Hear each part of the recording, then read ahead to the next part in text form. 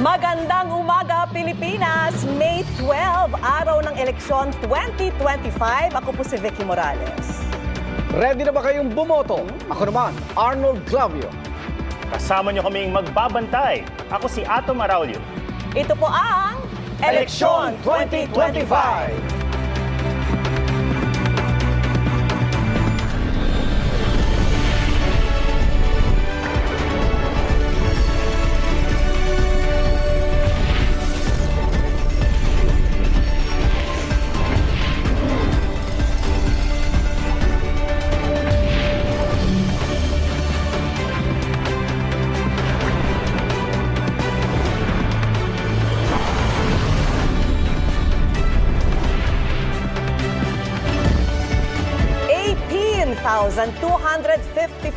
Yan po ang bilang ng mga opisyal na iluluklok ng halos 70 milyong registered voters ngayong eleksyon. Nagsimula na ang early voting para sa mga senior citizen, persons with disability at mga buntis. Ganap na alas 5 ngayong umaga. At alas 7 impunto, magbubukas na ang nasa 93,287 clustered voting precincts sa buong bansa. Mula po sa botohan Hanggang sa bilangan. Pati na sa pagluluklok ng mga kandidatong mapoproklamang panalo ngayong eleksyon. Nandito kami magbabantay at magbabalita. Gagabayan kayo.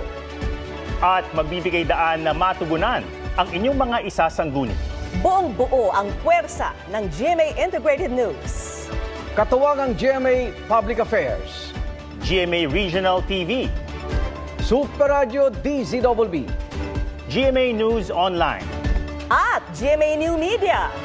Tampok ang mga real-time at live na balita mula Metro Manila.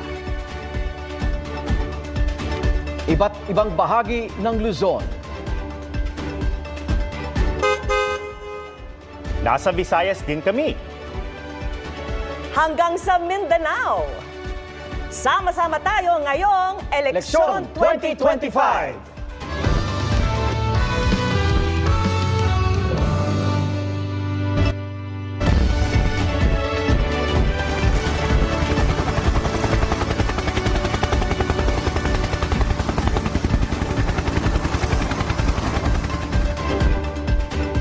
At eto, simulan na natin ang pagbabalita. Gumugulong na po ang early voting para po yan sa mga vulnerable sector tulad ng senior citizens, persons with disability at mga buntis. Nakatutok tayo sa mga maagang boboto sa Metro Manila, Cavite, Ilocos Norte, Cebu City at sa Davao City. Unahin muna natin ang Quezon City, ang pinaka-vote-rich city sa buong bansa. Nakabantay doon si Ivan Mayrina. Ivan?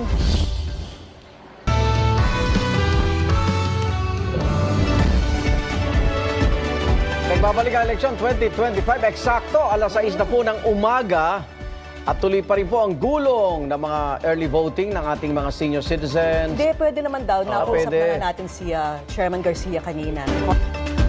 Salamat, Igan. Ngayong eleksyon 2025, 68,431,965 ang local registered voters. Hindi pa po kasali dyan ang overseas voters. Pero sa 68 milyon ng mga botante, aling henerasyon at kasarian ang pinakamarami? Pinakamarami ang millennial voters ngayong eleksyon. Sila yung mga 29 to 44 years old o yung mga ipinanganak mula 1981 hanggang 1996. 33.74% sila ng mga botante ngayon. Next na pinakamarami ang Gen Z na binansagang TikTok generation. 18 to 28 years old ang edad nila at ipinanganak mula 1997 hanggang 2007. 26.78% sila ng registered voters. Ang mga Gen X o yung MTV generation naman na 45 to 60 years old, 23.96% ng mga botante. Sila naman ang mga ipinanganak mula 1965 hanggang 1982.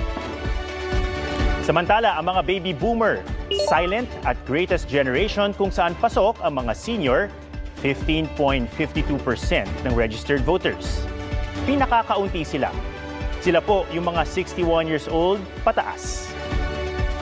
Kung gender naman ang pag-uusapan, mas kaunti ang mga male voters na nasa 49% kumpara sa female voters na nasa 51%.